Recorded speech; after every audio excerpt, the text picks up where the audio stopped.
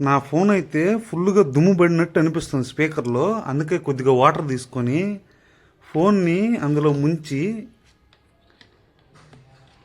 పైకైతే తీసి నీట్గా కడిగి వెంటనే సఫారీ అయితే ఓపెన్ చేసి స్పీకర్స్లో ఉన్న దుమ్మునైతే పోంగొడుతున్నాను.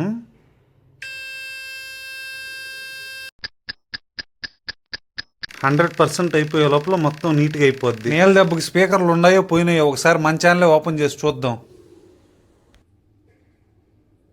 వలసొచ్చిన పక్షుల మాదిరిగా వాలిపోయినారు టిఫిన్ షాప్ దగ్గర. అంతగా ఏముంటదంటే రుచికరమైన టిఫిన్ ఉంటది ఇక్కడ.